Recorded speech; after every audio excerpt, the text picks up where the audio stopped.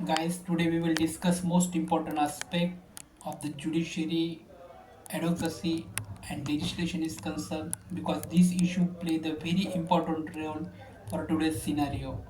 Guys, last episode we will discuss what is mean by fake arrest and what is its provision, how to fraudulent person, how to scammer, to depress or to the common man or how to mentally distress to the general people and earning the money. Now, today's episode we will discuss the next part of the digital fake arrest. दोस्तों, आप सभी का स्वागत है मेरे अपने YouTube channel advocate Narendra Madhav पर। जैसे कि पिछले भाग में हमने डिजिटल अरेस्ट के बारे में बहुत विस्तार से बात की है कि किस तरह से स्कैमर जो है जिस तरह से मेंटली टॉर्चर करते हैं जो पर्सन को, किस तरह से स्कैमर जो है पूरी तरह से आदमी के दिमाग पर हावी हो जाते हैं और डिजिटली अरेस्ट करने की धमकी देते हैं और फ़ोन कॉल पर लगातार जो पर्सन है उसे रहने को लिए फोर्सफुली एक प्रकार मेंटली टॉर्चर करते हैं। तो आज के पार्ट में हम उसके आगे के बारे में देखेंगे कि इसके लिए why people ready to do it और why people fall for it. आखिरकार क्यों आदमी इसके लिए तैयार हो जाते हैं और आखिरकार why people fall for it और क्यों किस तरह से आदमी इसके चपेट में आने की क्षमता चपट में आने की संभावना बनती है, इसके बारे में हम बात करेंगे। लेकिन सबसे पहले दोस्तों, अभी तक आपने चैनल को लाइक नहीं किया होगा तो बिल्कुल लाइक करो, सब्सक्राइब करो कि ये चैनल के माध्यम से आपको एक प्रकार की कानूनी नॉलेज पूरी तरह से निस्सहाय आपको मिलने वाली है। कोई फीस आपको इस चैनल के माध्यम से कोई लेता नहीं है, निःशुल्क आपको पूरी कानूनी जानकारी, लीगल नॉलेज आपको प्रोवाइड करने का काम हम करते हैं। तो आपका दायित्व तो बिल्कुल बनेगा कि लाइक करो, सब्सक्राइब करो। तो देखेंगे कि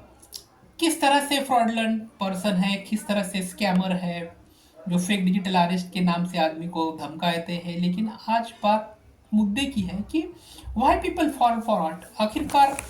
आदमी इसके लिए तैयार क्यों होता है। The main contents is that the fake government symbols look real, scammer use technology. जो स्कैमर होता है, जो फ्रॉडलेंट पर्सन होते हैं वो कि जो फेक गवर्नमेंट सिंबल होते हैं, जैसे कि मैंने पहले ही कहा है कि सीबीआई है, एनआईए है या फिर ईडी है, जिस तरह से गवर्नमेंट सेंट्रल की अथॉरिटी होती है या और बहुत बार स्टेट की भी अथॉरिटी होती है, उनके फेक गवर्नमेंट आईडी ये लोग क्रिएट करते हैं। और एक फेक गवर्नमेंट आईडी जो है look like a real scammer. जो स्कैमर होते हैं उनको बिल्कुल सही होने की जैसे ही उनको मेंटली टॉर्चर करते कि लगता तो वैसा सही है, क्योंकि वहाँ पे पुलिस अथॉरिटी की सिग्नेचर होती है, जैसे कि नेशनल इन्वेस्टिगेशन एजेंसी है कि वहाँ के जो भी अपर लेवल का अधिकारी है उसके ऊपर सिग्नेचर होती है, इन्वेस्टिगेशन ऑफिसर की सिग्नेचर रहती है, जस्ट लुक लाइक अ सेम कि जैसा दिखता ही है कि ये बिल्कुल ही कोई ऑथेंटिक गवर्नमेंट अथॉरिटी की तरह से आपको समझ हो आया है और कोई अथॉन्टिक लीगल अथॉरिटी ही या पुलिस इंक्वायरी ही आपकी चल रही है जो कि ऑथेंटिक है, ऐसा ये स्कैमर पीपल फ्रॉडलेंट पर्सन